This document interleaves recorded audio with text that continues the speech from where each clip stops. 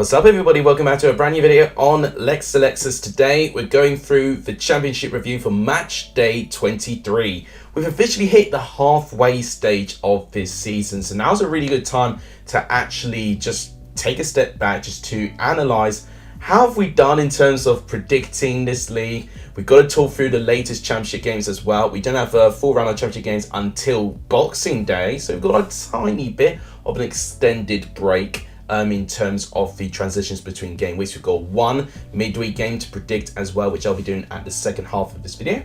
For the prediction league, guys, you've got to wait until Wigan play Sheffield United tonight, which I will be doing a live stream for. So the return of the live streams will be tonight, and hopefully I'll pump a little bit more content out as well. If you guys like what you see, please give the video a like. It just streams you out the channel. Please do hit the subscribe button if you've not done so. It really helps the growth of this channel. And please also share the channel too. All those things really do help the growth of this channel. But without any further ado, let's try and go through all the games that took place in this weekend.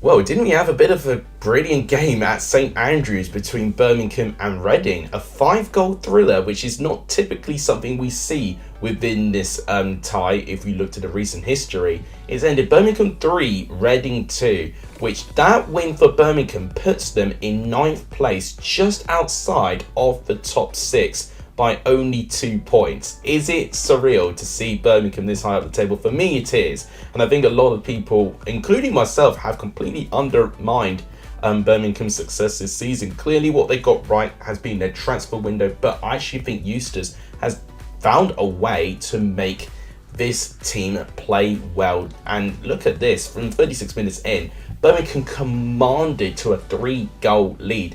Troy Deeney scoring a quick double there, and Tahith Chong and Maybury, that connection once again, which I was talking about last week, had showing promise, but we saw in their last game where they didn't manage to make a connection turn into a goal. This time they managed to turn that connection into a goal, and it saw them 3-0 up into half time. Reading had a bit of a late comeback. Lucas Jow and Thomas, as you can see, scoring 2 late goals, but it did look like that Birmingham just did the damage when they needed to in that first half. And what we can see is that Reading actually had 20 chances with 7 on target. But if you see these shots on target for both teams, it was 6-7, so that was really, really close. That means every 2 shots that Birmingham had out of their next 3 shots were on target, which is a terrific bit of accuracy from this Birmingham side. Reading, on the other hand, looking like that they're not being particularly accurate and clinical. So whilst they did manage to get a bit of breathing space near the end, I think by that time it was too little too late, and Birmingham did well for themselves. Reading, by the looks of things, I think that first half was just atrocious on their part. They did manage to show a little bit of a fight back, and it shows to me that both Birmingham and Reading can actually show a good level performance. And I've got to say, both these two teams I think have been the 2 teams I've been most wrong about in terms of my early predictions. Definitely with it in the halfway stage, it's very typical for me to look back at my early predictions, and it's fair to say I think those 2 teams have been the 2 teams and I've completely undermined the most. Let's go over Saturday's 3 o'clock games. We'll start off with Bristol City 1, Stoke City 2. So this game was a great response from this Stoke City side. They ultimately went 2-1 up against Cardiff, didn't they? And then they conceded that late goal in that second half. They didn't look like they were recovering. They did have Alex Neil off ill as well, so they didn't really have him too actively involved in the build-up for this game. But we thought it was going to be the same old problems for Stoke as Naki Wells took the lead for Bristol City. Cameron Pring managing to get the assist this time for Naki Wells. But Liam Delap, that's his 2nd goal in 2 games. It's crazy what 1 goal can do to a striker's confidence, and that is exactly what we're seeing here. That's 2 goals now in 2 games for Liam Delap. And you can see in the second half, very early on in the second half, Jacob Brown makes it 2-1, and I think definitely one of the goals that I did see was incredibly poor defending. I think it was by Andy King actually. And What has happened after this game, which I've definitely seen a lot being discussed about Bristol City fans. If you do have any Bristol City fans watching, let me know what you think of Nigel Pearson's post-match comments, because he definitely didn't hide the fact that he was very overly critical defensively of this Bristol City squad at the moment, and you can clearly see he's frustrated, and I don't blame him being this frustrated. But when you are a man manager and people look up to you as being the guy just to try and lead that team forward, you've got to unite, you've got to work with your resources. And it feels Nigel Pearson to me kind of throwing all of his toys away in the pram, and it's just showing a little bit of ungratefulness, actually, to be honest. That's how it really came across. And I do think maybe he was a bit unfair on a couple of players, especially with their positions and their roles that they managed to adapt there, and his way of thinking about it as well. So there's definitely some issues, and I think definitely Nigel Pearson, if he does not turn his form around, he's definitely going to be under immense pressure. Stoke, again, a very peculiar team, but it's a draw and a win now in a row actually for Stoke City there.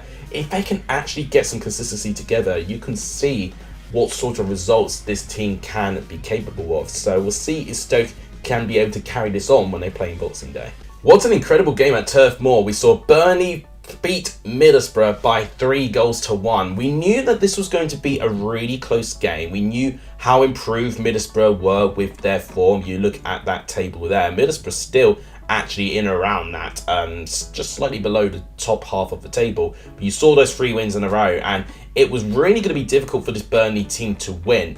But what we saw here, despite going behind with Duncan Watmore getting the goal, and he actually scored within 3 minutes of him coming onto the pitch, which is quite amazing. What we saw here, I mean, Zach Steffen was already time wasting the 57th minute, and if you're time wasting that long into the game, you're only going to be asking for a lot of pressure. And within that, 3 minutes later, Manuel Benson scores. But not only that, he scored 7 minutes after that. So Manuel Benson definitely being the striker, or the player I should say, really contributing to that Burnley comeback. Johnny Houston got an own goal, which pretty much took the game away from Middlesbrough. But there was some controversy. There was a red card decision on Connor Roberts, which alluded to a penalty. I've seen it, and I do think it's quite ridiculous to be given it for a penalty. I've seen those types of penalties get given, but I just can't abide the lack of inconsistency, really. And I personally wouldn't say it's a penalty, but it resulted in him getting red carded. Chuburapon had the chance to make it 3-2, which would have been a really, really big Grand Slam finish. But Muric made the save. And I tell you this, Burnley, out of every position on the pitch, are definitely showing their quality. And you can see now with that consistency that they have, they are now 8 points clear of third place Blackburn. So they're 8 points within the automatic promotion. And I'm telling you this, Burnley have definitely been able to pull away from all of these teams. Even showing a 6 point gap from second place Sheffield United. I mean, that can be cut to 3. Sheffield United beat Wigan tonight. But that just shows like the level and of consistency from this Burnley team, which is absolutely ridiculous. Fair play to Company and Burnley. They're doing really, really well. Middlesbrough, I wouldn't say it was awful on their part. They managed it for quite a fair bit. But it's the fine margins now that Michael Carrick's got to work on. And I've got to say, I think there's still hope for Middlesbrough to potentially overturn that defeat. Cardiff and Blackpool ended as a 1-1 draw in this game, which I think was also a pretty peculiar result from these two teams. Etete managed to take the lead for Cardiff with Callum Robertson getting the assist in the 36th minute. If we look at the attack momentum, you can see it was a little bit end-to-end. It was a little bit back and forth, which is definitely what you want to see in many of these games. But you can see a stark contrast with the amount of chances. 22 shots to Blackpool's 9, with 8 shots to 2. Blackpool only having 2 shots on target, and they managed to get a draw. Fair play to Blackpool for actually creating as little as they did, but they managed to get something out of this game. The goal scorer for Blackpool, as you can see, was Gary Medine. He's definitely stood up, actually, and Ian Pervada, who they've got on loan, managing to get the assist to make it 1-1. Definitely, by the looks of things, Cardiff should have got 3 points. Should have got 3 points by the looks of things, but conceding that goal rather late in the game from what they did, you would have hoped around the 70-minute period they would try and break this Blackpool team down and win it, but by the looks of things, it didn't really look like they did at all, to be honest, with the attack momentum. It looked pretty tame. So Blackpool would be pleased that they didn't lose, but they've got to be very careful. As you can see, they are still 2 points behind Hull City, as you can see. And if they're not careful, they're going to result of where Huddersfield are dealing with right now, and they're going to have to deal with a large margin of points to try and bring back and try and get some consistency. Cardiff are not far away from that though. Look at that, 26 points. They are only 2 points against Blackpool actually. So had Blackpool actually won that, Cardiff could have replaced Blackpool and get into the bottom three themselves, which is scary enough for them. And definitely right now, I definitely think there's some pressure with Cardiff at the moment. Recently, they've been hit with a transfer embargo, so they cannot improve their squad in the next transfer window following the avoidance of the payment of Emiliano Sala. So that's not a really great situation for Cardiff to find themselves. They've got to try and resolve this, and they would have to hope with their current resources they've got enough to survive. What an incredible game at the CBS Arena. In my thumbnail, I put Coventry 3, Swansea 3, not intending to do that sort of prediction, but maybe I should look at my thumbnails more and think, okay, you know what, we can see a result like this. This was honestly a game where we just had two big stark contrasts, I should say, of quality and form between these two teams. So Coventry took that form all the way to 54 minutes when Victor Gyökeres got them 3-0 up. Panzo and Jamie Allen getting the two other goals. But then 10 minutes after that, then Swansea start creeping back into it. I saw Matt Espy's vlog actually of this game, and it looked like that after they were 3-0 up, they switched off. I mean, if you're even going to switch off in a game at all, you need to be looking at the game being game, set and match won by minute 90. And I do find it incredibly lazy, but also a lack of professionalism and game management if you're going to start giving the team a little bit more of an edge, you know, within only 10 minutes of being 3-0 up. I think some serious questions need to be asked about the game management and the decisions that Mark Roberts had to make to try and prevent Swansea's comeback there, because within a period of 20 minutes, Swansea did manage to go back from 3-0 down to 3-3. We can equally praise Swansea, however, for their character and being able to get themselves back into it. Coventry with that win, I think, were around 8th place actually whilst they were 3-0 up.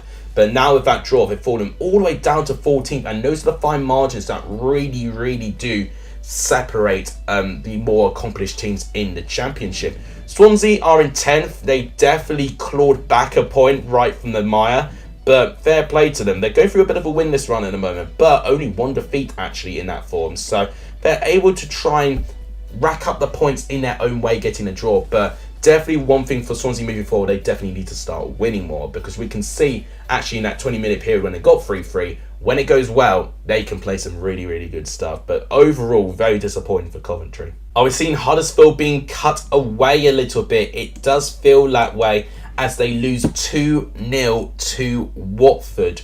If we look at the stats to see how much Huddersfield are impacting the game, you can actually see they had more shots overall from Watford, but the way that they used and created those chances didn't even get anywhere close to what Watford were doing there. So half of Watford's shots were on target, and I'm telling you, this is less than 20% of Huddersfield's shots were all on target. And that is quite a difference in terms of the quality of chances created. And Huddersfield right now really need to start asking more questions for their opposing goalkeepers. And whilst they can have those many shots, it looks like to me that if they're going to really only have 2 shots on target out of 15, they've just been incredibly wasteful, unfortunately for them. João Pedro was the man in form though, with 2 goals in those games.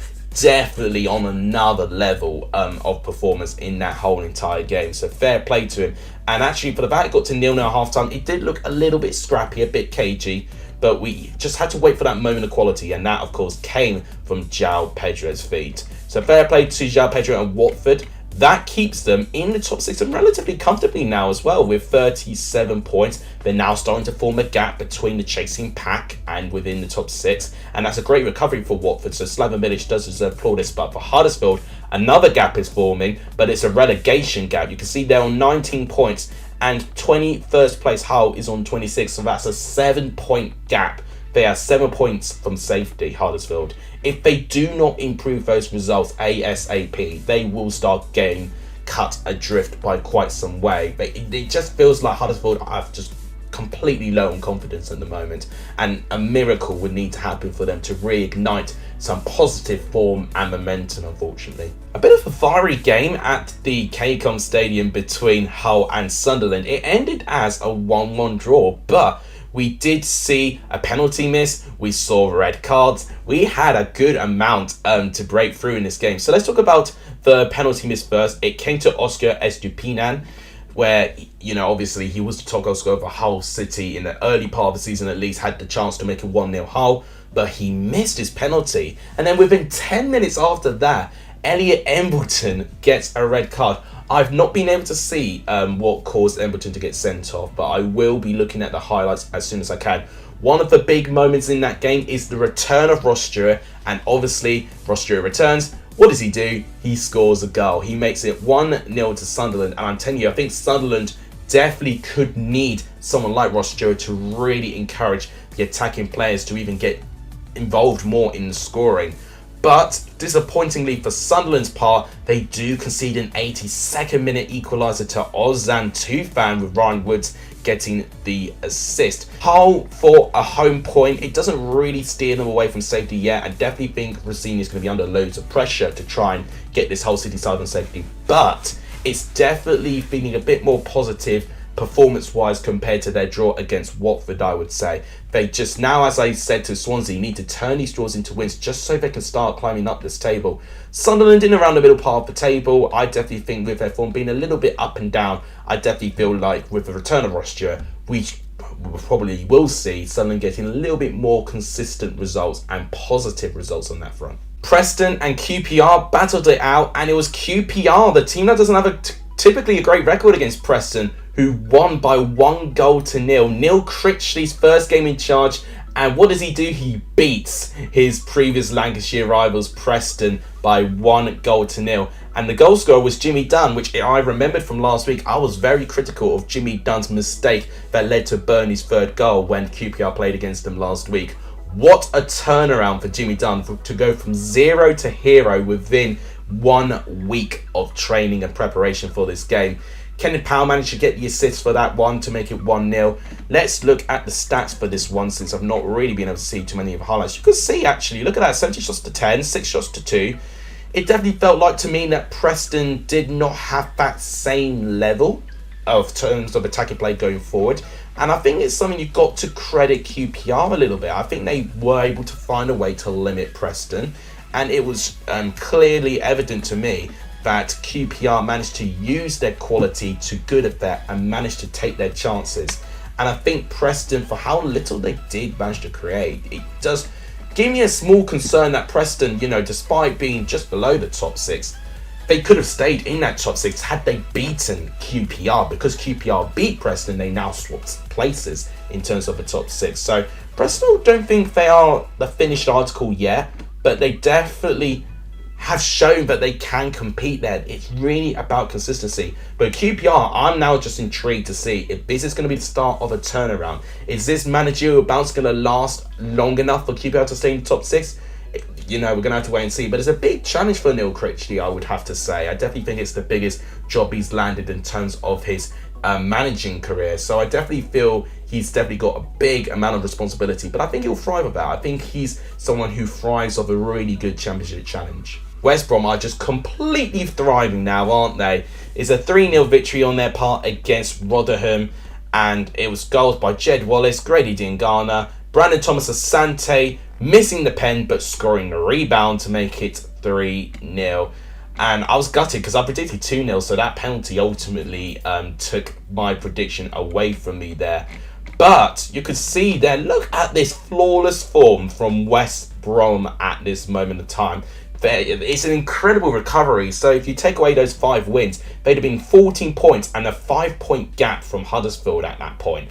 But those last 5 games, when Corberan has managed to go in and has managed to turn things around, he's really trying to push this West Brom side up that table. They're on 29 points, And looking at this here, they're only 5 points off the top 6. So that is the incredible thing about this season. You can have a really good month of championship football, and then from looking like that you're going to be statistically one of the worst teams of all time in the championship, you look like that you're, within points of getting into a chance of getting promoted. And that is the beauty of this league. It can be unforgiving, but if you play your games right, it can be quite forgiving as well.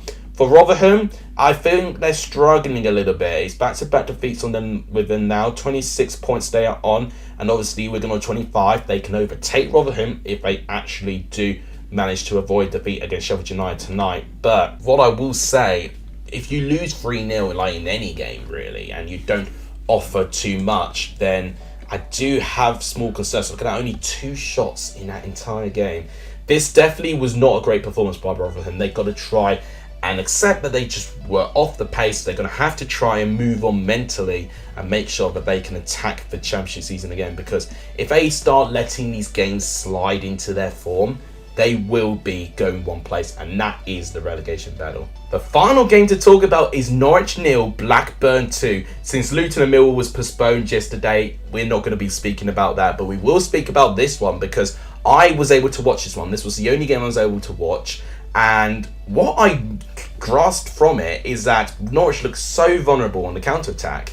And Blackburn really did play that style of play, actually, for a good amount of that game. And you can see how their wide players are a nightmare to deal with. And Norwich, you can see from the attack momentum, they did have quite a fair few moments. Josh Sargent had a really big chance, actually, to try and get a goal from a header, but it was not powerful enough, and Kaminsky literally by centimetres kept the ball from going over the line. Some brilliant, intelligent goalkeeping on his part. You can see that Blackburn definitely didn't ask as many questions as Norwich did, and in fact Norwich even had more shots on target there. But you can definitely see the contrast with Blackburn being able to score 2 goals with only 3 shots on target. The quality of those chances were definitely much better on their part. The goals came from an own goal by Gibson, and then Dolan was given the other one. It was arguably a McCallum own goal, but they managed to give it to Tyrese Dolan, which I think was very fair on his part there. It does concern me how vulnerable Norwich looked. Blackburn with an away win, we don't see too many of those, and it's a brilliant response after being completely humiliated by Preston as well. So fair play to Blackburn. They've actually proven themselves that they can be there. It's really just making sure if they're consistent enough to stay in the top 6. And with Norwich, I mean, if you heard the chorus of boos, I said this about Nigel Pearson already for Bristol City being under pressure. I think we're going to see another manager under pressure in Dean Smith if he doesn't turn things around soon. So guys, that is my review done of the championship this weekend. This is what the table is currently looking like. Burnley top, Sheffield United on 41, but that can go to 44 if they beat Wigan tonight. For the top 6, you've got Blackburn back in form with Watford, Norwich, and then QPR in those top 6 places. In terms of the teams in danger, I think everyone from Bristol City downwards is looking a little bit dangerous. This was a really good win for Stoke, actually, taking them a little bit of breathing space from that relegation pack. And currently in the bottom 3, we've got Wigan, who could go out there if they do get a good result against Sheffield United. But Blackpool and Huddersfield will definitely be the bottom 2 of this weekend going into Boxing Day. There's one more thing I'll do in this video today, and that will be predicting Coventry versus West Brom. I mean, I was just talking about West Brom having that flawless form going into this game. Coventry have shown spells that they can play well.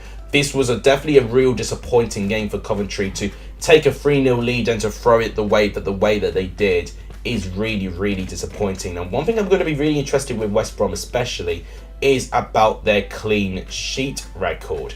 Because actually, since Corberan has come in, they've only conceded, I think it was 2 goals, I think. And their last time they actually conceded a goal was that 1 goal they conceded, that penalty actually, against Sunderland quite recently in their last live game.